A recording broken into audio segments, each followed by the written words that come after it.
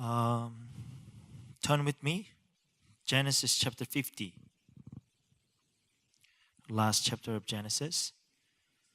Genesis chapter 50, verse 15 to 26.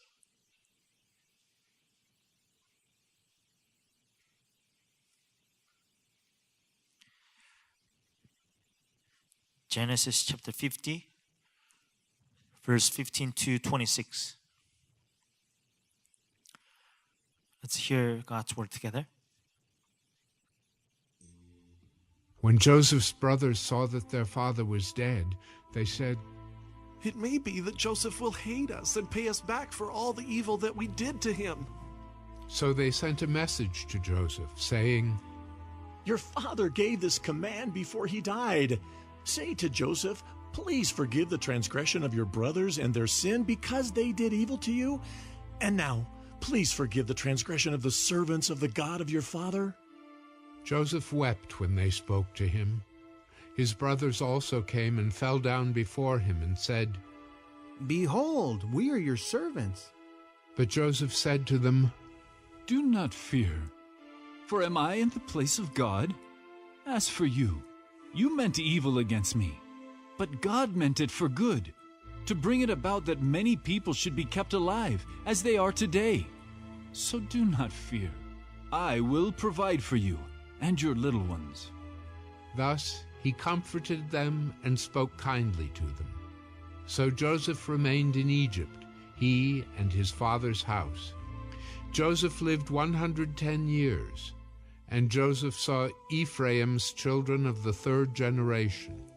The children also of Machir, the son of Manasseh, were counted as Joseph's own. And Joseph said to his brothers, "I am about to die, but God will visit you and bring you up out of this land, to the land that he swore to Abraham, to Isaac, and to Jacob." Then Joseph made the sons of Israel swear, saying, "God will surely visit you, and you shall carry up my bones from here." So Joseph died, being 110 years old. They embalmed him, and he was put in a coffin in Egypt. Amen. We're going to touch the life of Joseph, his end time.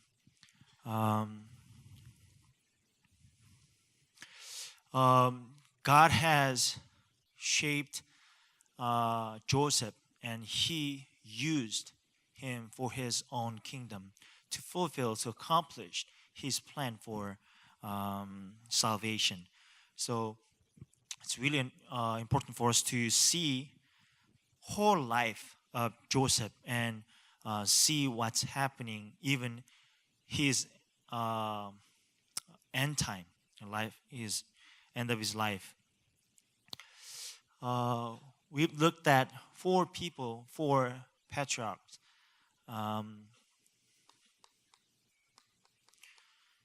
Abraham, Isaac, and Jacob, and Joseph. These are the really important figures in the Bible, especially in Genesis. And God is kind of revealing himself and his will, his plan for redemption. So God used these individuals to reveal his plan for salvation, so redemptive plan. So these four people were used by God. In order for him to use those people, he shaped in every way so that they could really carry out their calling. So God had his plan, right, to save his people from damnation, sin and curses, and sin and death. So he had a plan to save his people. And he promised that I will send my son, offspring of woman, right? Genesis chapter 3.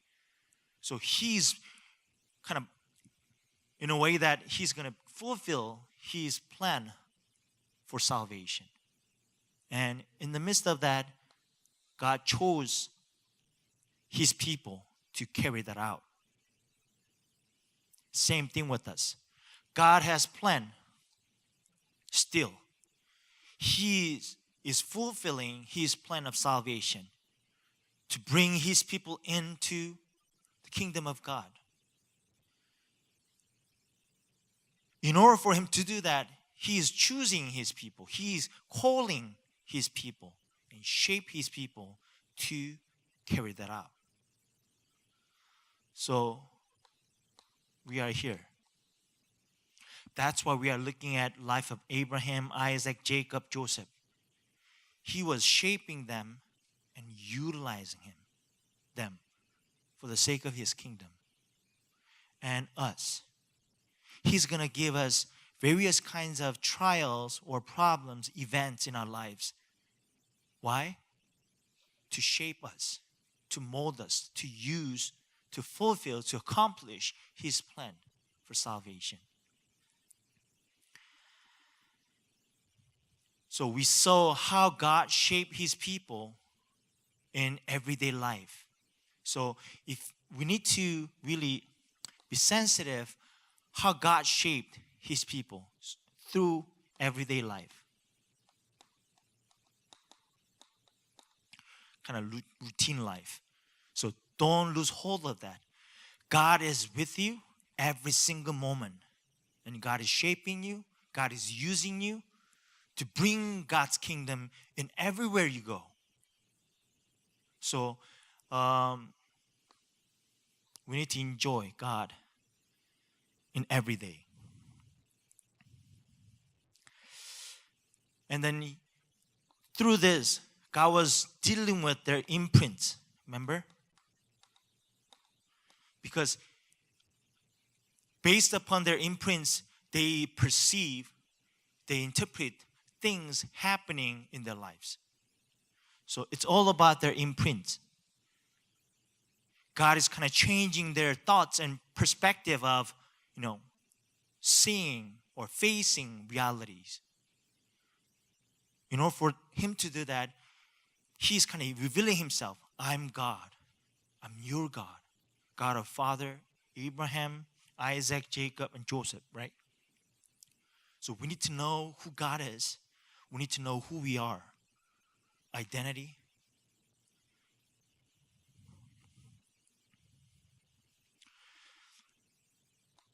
In order for us to really deal with our imprints, we need to know whether we place God in our lives or someone else or something else in his place. We need to place God in our everyday life. We need to put God in our every moment. And because God is behind it all, right? All circumstance, all meetings, all events. So we need to place God in our everyday life. But we're going to look at it. But there are a lot of people, even though they heard about the gospel, heard about God, they place something else, someone else in God's place.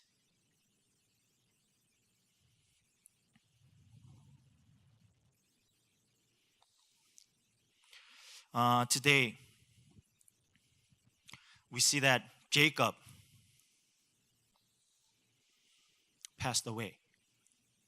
And, in that small or big event in their lives, something happened. Their real life, real self, real concern was brought up. I want to really ask you, do you really place God in his place in your life? Or do you really place something else or someone else in his place in your life? Some people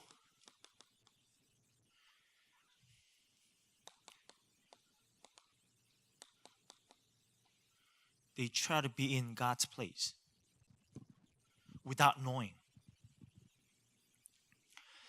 if you place yourself in the place of God, then this is what's going to happen to you. Because we see Joseph's brothers, they placed themselves in the place of God.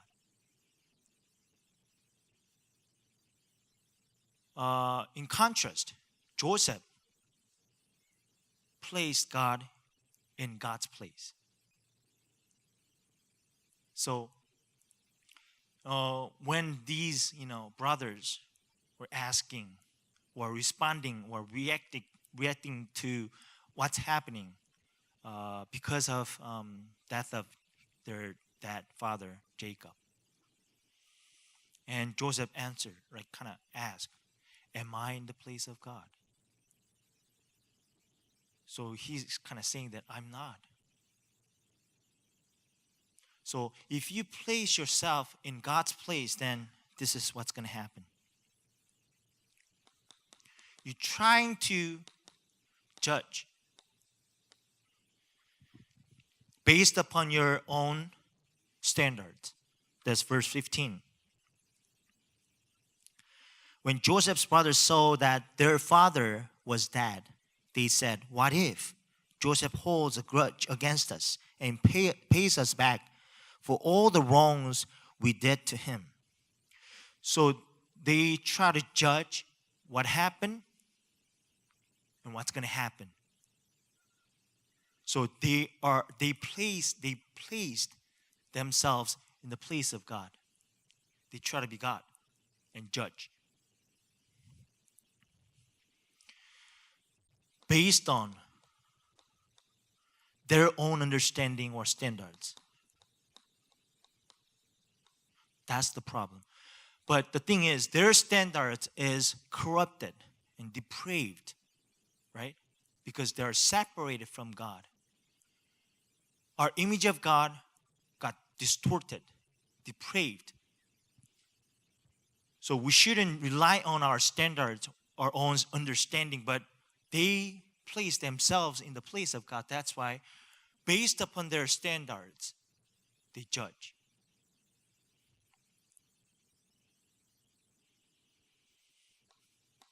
And if you place yourself in the God's place and have no choice but to judge people, judge what happened, then out of that, you try to write your own drama.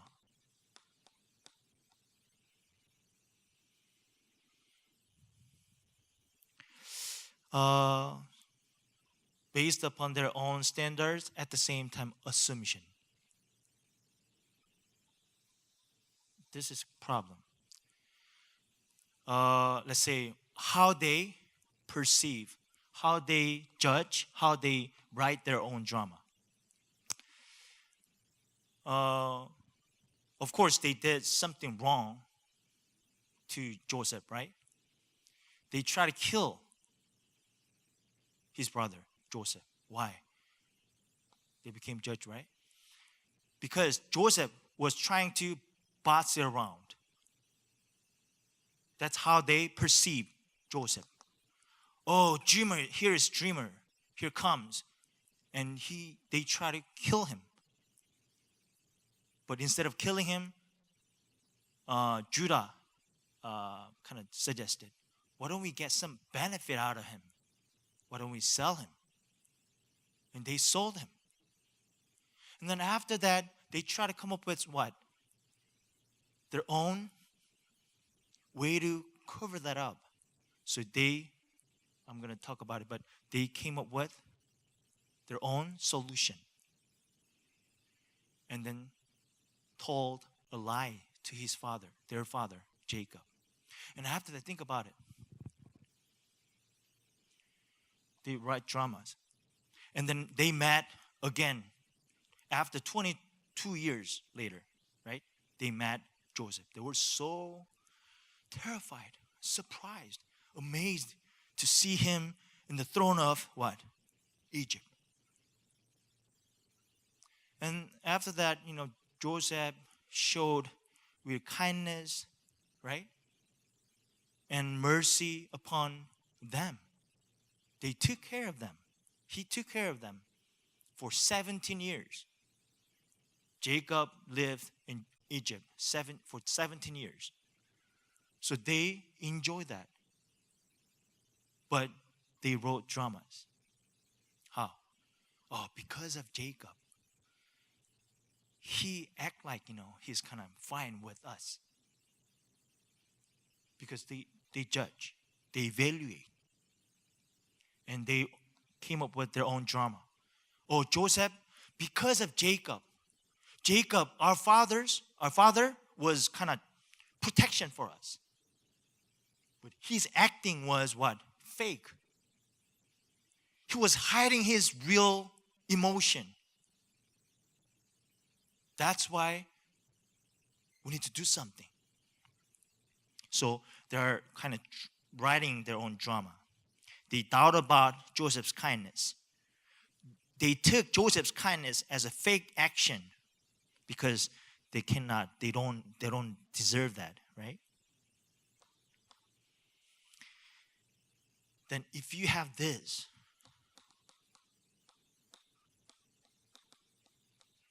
no choice but to live with fear. Think about it. After they sold Joseph and told a lie to their father, Jacob, they lived with fear or guilt conscious. And later on, they forgot about that, but they met Joseph alive. If you do this and do that, and live with the fear, terrified. Oh my, he's going to do something. He's going to kill us. They lived with fear. After Jacob died,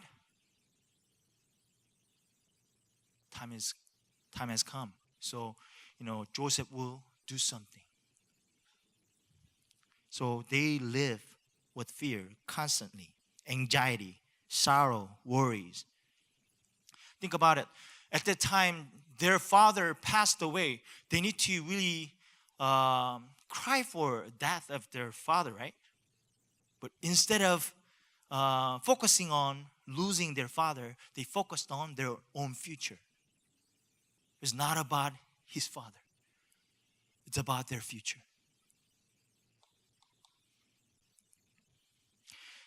Then you come up with your own ways of salvation.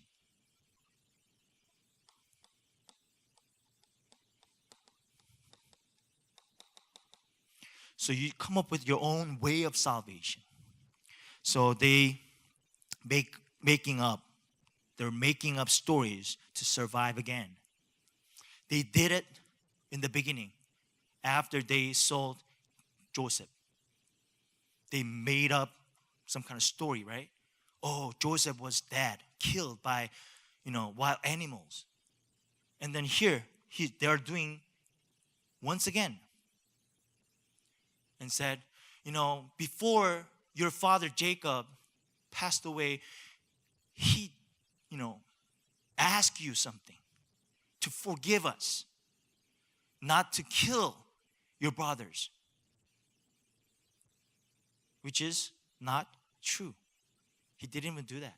He didn't even speak about that. But they come with their own salvation because they were terrified.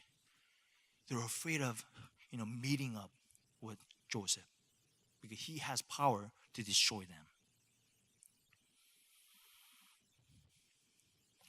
Then this is the result. Then they were so afraid of facing Joseph. That's why they sent a word, like a messenger. Why don't you, hand it into Joseph? And then they showed up. And then they just fell down. And they said what? With the good word is servant, but NIV said, we are your slaves.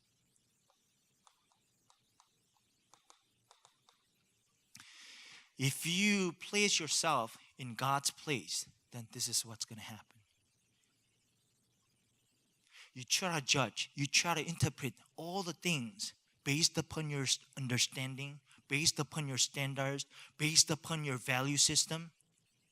So you come up with your own drama, which means you are kind of worrying about all the time. What if? What if? He must be like this. He must be, that way. They cannot sleep at peace. Because you need to figure things out on your own. Because you are God. And Satan give you a lot of, deception. So, if you are God, you got to be at peace. You need to be able to control everything, right? Even though you are in the place of God, but you cannot control. That's the reality. That's why we live with fear, anxiety, sorrow. Then we come up with our own way of salvation. You're going to carry out what your father carry out. Who's the father of lie? Satan. They try to come up with their own stories, making up stories, like excuses to survive. And they become what? Slaves. You're going to bow down before what? This world. And we are your slaves. If you try to place yourself in God's place, this is what's going to happen to you. Even though they are chosen by God. It's not a story about non-believers. It's about chosen people. They became what? Head of 12 tribes of Israel.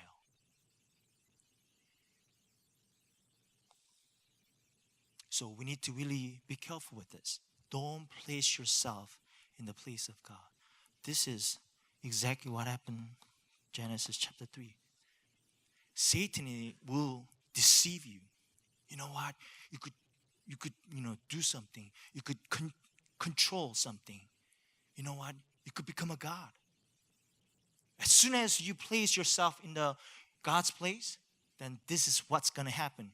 For the first time, you'll be like, wow, this is what happened. This is what it means. You judge, you evaluate, you interpret. In the beginning, it's good. You feel like, you are controlling. No. You are being deceived. You don't even know what's happening. That's why you come up with your own dramas. Always. Like, you are dreaming or writing a drama. I'm so good at this.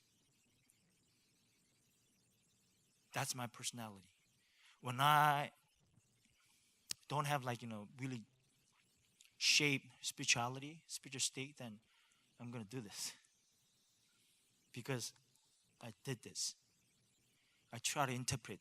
I try to evaluate things or people based upon my own understanding, value system, my own level. And write my own drama. Oh, she's like that, the reason why she said this, it's because of that. I could put everything here and there, and then I come up with a great drama. It makes sense. And then, what? You live with fear. That's the thing. Even though I wrote drama, but because my level of understanding what's happening is limited. So I cannot control that. So I live with fear.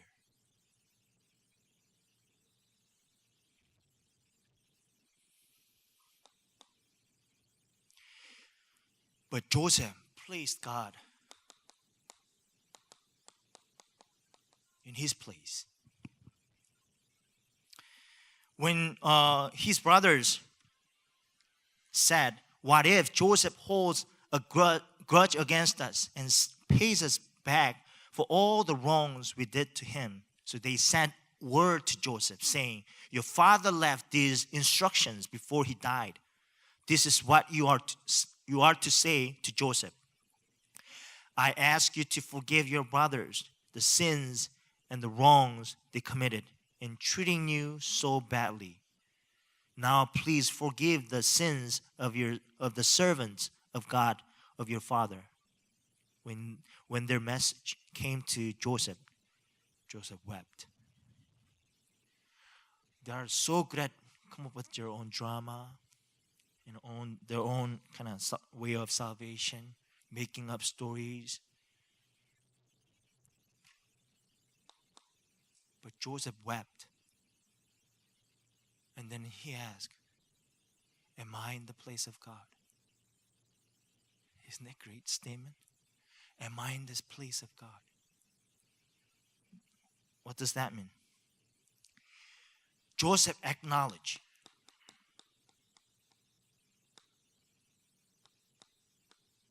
God as what? Ultimate judge. He's the judge. He's going to judge, not me. Even though you intended to harm me, I know your intention. I know your wickedness.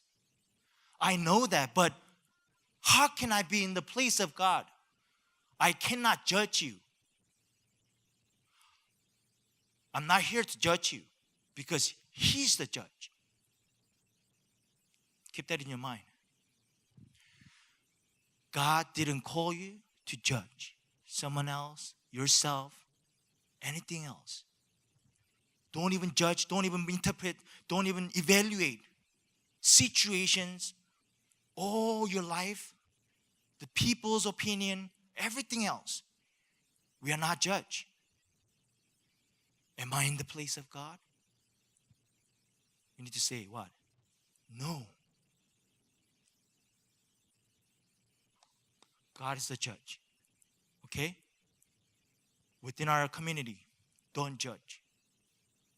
Don't condemn one another. We are not here to judge. Only God will judge. He didn't judge his brothers. He didn't judge Potiphar's wife. He didn't judge cupbearer. He didn't judge. Why? God is the judge. He's going to judge them, not him. Throughout his life, throughout hardships, throughout difficulties, God shaped him. So he ended up, making this great statement, am I in the place of God? Not at all. He didn't blame on people. He didn't blame on circumstance. Because he's not the judge. God is the ultimate judge.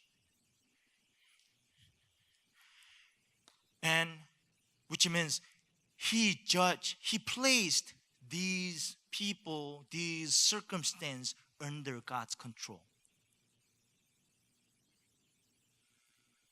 You know what I'm saying? He put them, all of them, under God's sovereignty.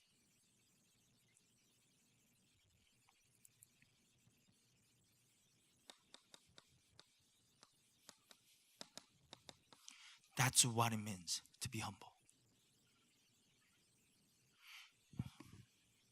Don't misunderstand that. Humble means, I cannot do anything. I'm nothing. This is not humble. I cannot bring God great things. I made a lot of mistakes. That's not being humble. Humble means acknowledging God as the ultimate judge. He's in control. So he plays every circumstance, every happens, every events, every trials under God's control. That's what it means to be humble.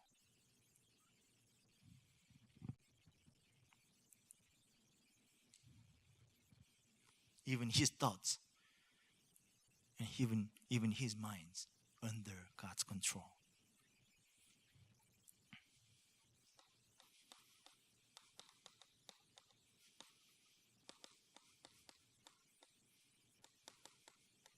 And then he noticed God's providence.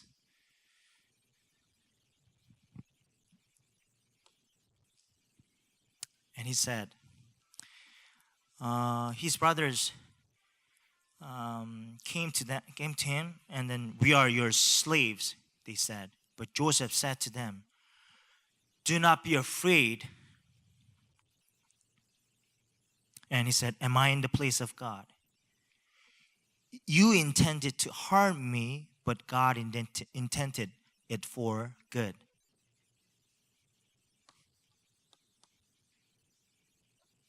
You try to harm me, you intended to harm me, but God intended to it for good. So nothing can harm me. He noticed God's providence. Even though we are surrounded by wicked people,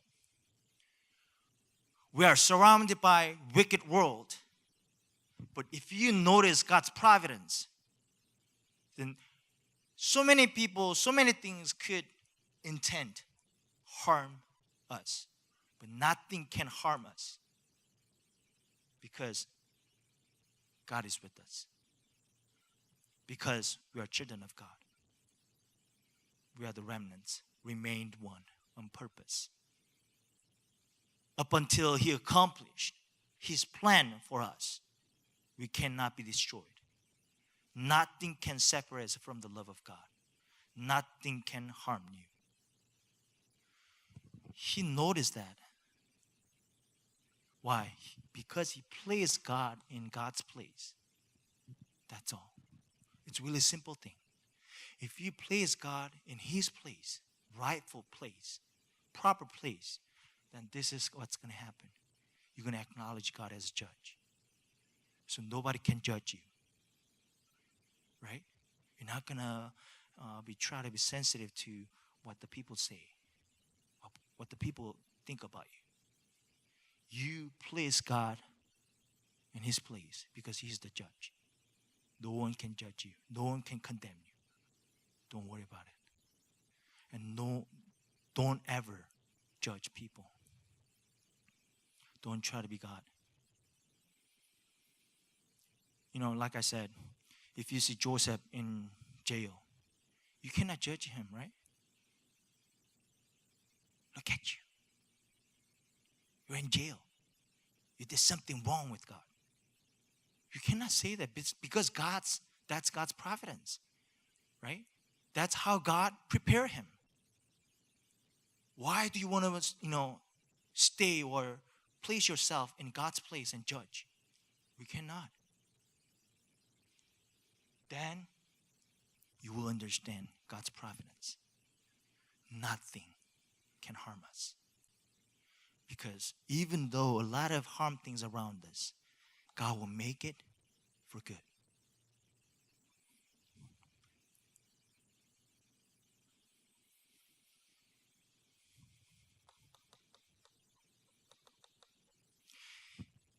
If you know God's providence, then you would trust in God. You're going to trust God who will accomplish His plan and will. He said, "You intended to harm me, but God intended it for good to accomplish what is being done now, the saving of many lives." He trusts in God who will accomplish His plan and His will. What was about it? About His great plan of salvation, redemptive plan. This is big picture, right? He has planned for us to accomplish His plan of salvation. So he trusts in Him.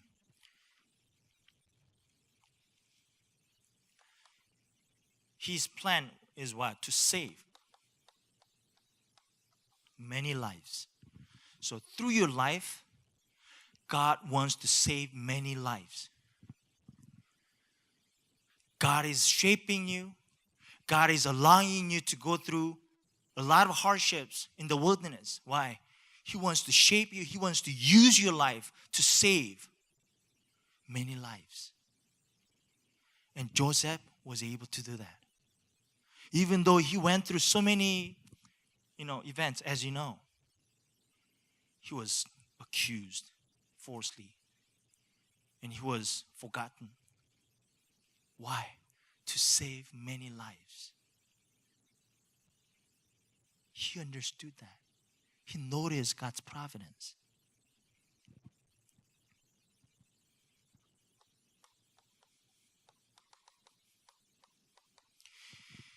Instead of living in fear, he lived with confidence. If you place God in God's place, you're going to live with confidence. He said, do not be afraid. Twice. I will provide you and your descendants, your children. He was sure about God's plan and providence. You know what? God has already promised that He's going to lead us to the promised land. Even though we are in this kind of land of Egypt, He's going to save you. He's going to come to you and save you and rescue and take you from this land. So He encouraged people not to fear, because He had a heavenly background. So that's who you are. So place God in His place. He's going to judge. He's going to fulfill His promise and plan, no matter what. Nothing can harm us, because He has His own providence for us. And we're going to live with confidence. And lastly, we're going to become a witness of God who could testify how great God is, how faithful God is.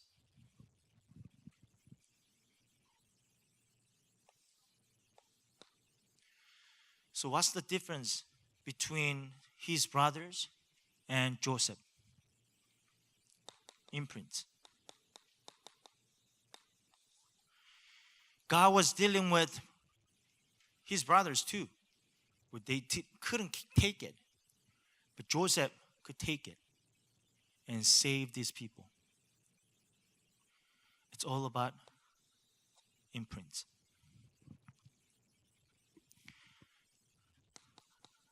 Concentration.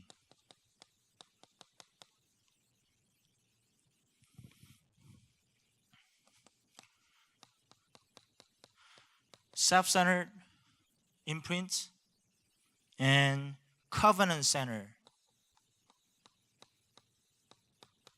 imprints. These two different imprints determine your whole life. So self-centered, which means you place yourself in God's place. This is what's going to happen. If you put covenant of God, that's your imprint, then you will live like this. Verse 24, God will surely come to your aid and take you up out of this land to the land He promised on oath to Abraham, Isaac, and Jacob. Verse 25, Joseph made the Israelites. This is first time.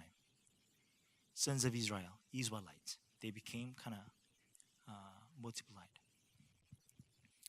Joseph made the Israelites swear on oath, you must carry my bones up from this place. Covenant center. He held on to this covenant, God's promise. Even though he was in Egypt, he was holding on to the promise, covenant, that God made with Abraham. He noticed that, this is the right place for my people to be multiplied in number. But later on, God, the Lord, surely come to your aid and take you up from this land and lead you to the promised land. He was holding on to that. And he made the Israelites, sons of Israel, right, make an oath. If I die here, then take my bones and bring it to the promised land. Actually, they did. When they conquer the Canaan up front, they were carrying the bones of Joseph. They buried bones of Joseph after they conquered the Canaan, promised land. 26, verse 26. He was placed in a coffin in Egypt. They didn't bury him, but he was placed in a coffin in Egypt. That's a really important thing. Even though we live in this kind of world, you hold on to the word of God, God's promise, God's covenant, and to your descendants. Think about how strong his kind of mindset, his request was. Generation to generation, after 400 years, think about it. They lived in Egypt 400 years. They kept bones of Joseph. And after even 40 years of wilderness, they kept the bone of Joseph. Even after that, they were conquering the land of Canaan one by one. If you look at book of Joshua, at the end of the chapter, they bury the bones of Joseph in the land of Canaan, promised land. In his heart, God's covenant was rooted in. That's his imprint. So God is dealing with your imprint. If you do have like wrong imprint, your own standards, God will break it down. By giving, by allowing you to go through various kinds of trials. And then he wants to transform your imprint. How? To covenant center. Nothing can harm you because of his covenant. I cannot judge circumstance, brothers, and those people because of the covenant. God is above these people. God is above my emotion. God is above my own thoughts and opinions. That's what it means to be humble.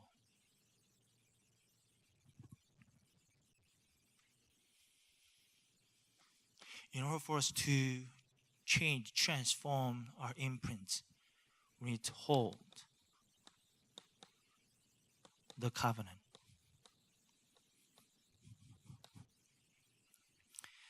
John 8:31. Jesus said, if you hold to my teaching, which is covenant, you are really my disciples. Then you will know the truth, and the truth will set you free. Free from all these kinds of wrong imprints. Free from all anxieties. Free from all fears. If you hold to my teaching, if you hold to this covenant, you are really my disciples. Then you will know the truth.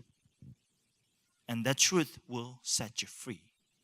So you don't need to have burden on your shoulder anymore. Because you are not God. He's going to take care of it if you just come to him. Don't try to figure things out on your own. It's really complicated, right? Your life.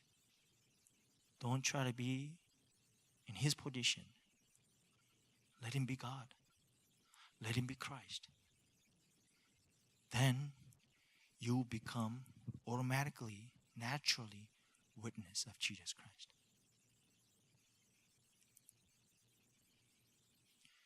So hold to the teaching. Hold to the covenant. So every Sunday, God speaks to you. Hold on to it. Holding means not just taste it and then just let it go, right? You hold it, right?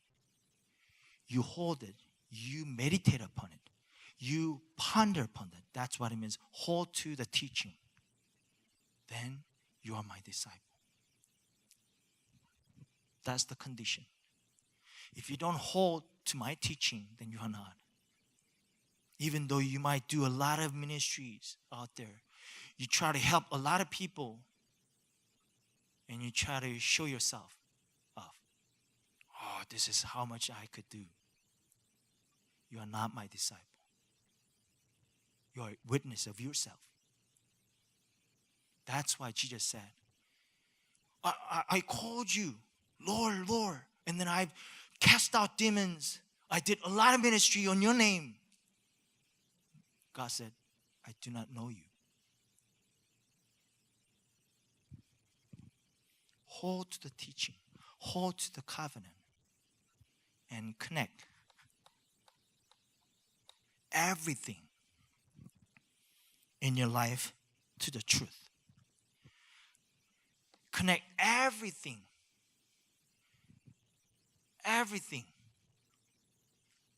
in your life to the truth.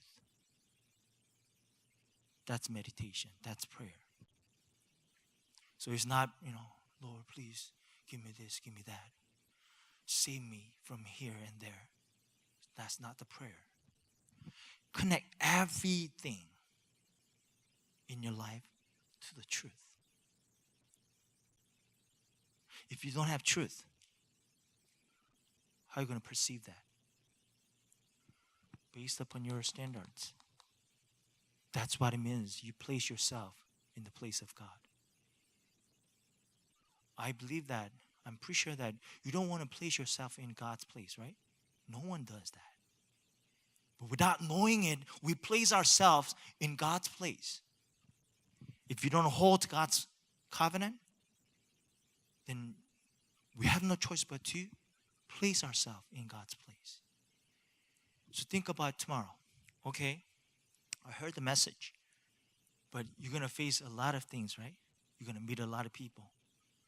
You don't have any words in your life, in your heart. And you face a lot of things, and you will react to, we will respond to those, events, happenings in your life based upon your imprints, standards. And you interpret that, you judge.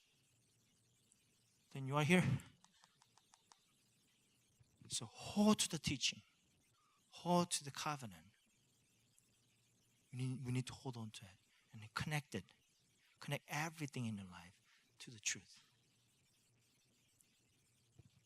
Then our imprints will be transformed. I'm not talking about knowledge about this book. Do you experience living God in your life? Do you really enjoy living an active God of universe in your life? That's Christian life. We are not studying about this book. It's not about that.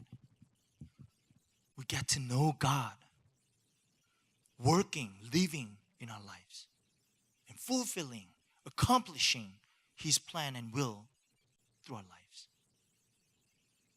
That's work of faith. So walk with God every moment. Then automatically you will have covenant center imprints. Something bother you? Someone annoyed you? Connected to the truth. Connected to covenant. Anything, nothing can harm you.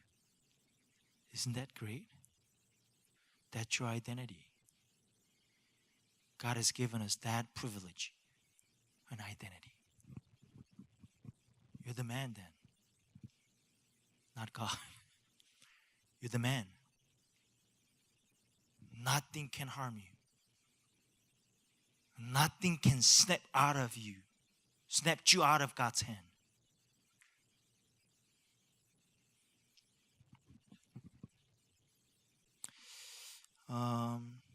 Don't look down on the world.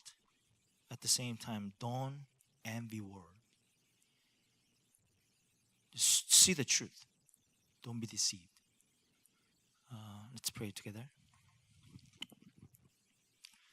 I want you to ask this kind of question, kind of obvious question. Am I in the place of God? Sometimes to your conscience said, yes. Then you turn back from it. No, I cannot. I'm not. I'm not in the place of God.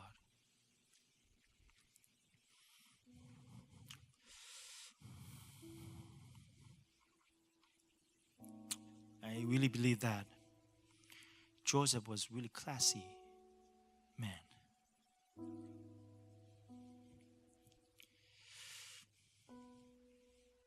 That's my hope and pray.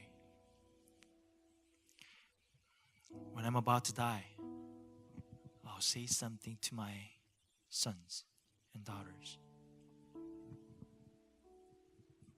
about the covenant. Then think about it, my descendants, generation to generation, they remember my words centered around my covenant. Isn't that amazing?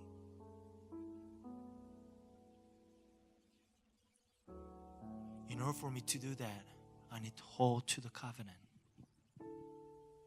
I need to really please God in His place.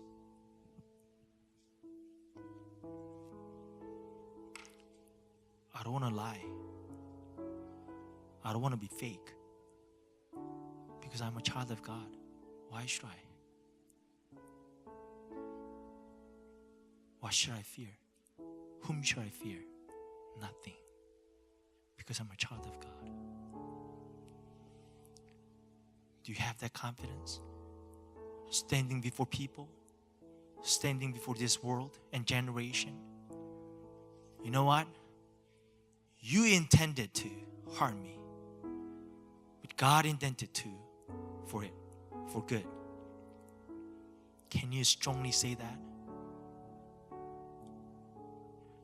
Let's pray. Lord, I want to really confess and testify how great God is, how blessed I am. Let's pray together.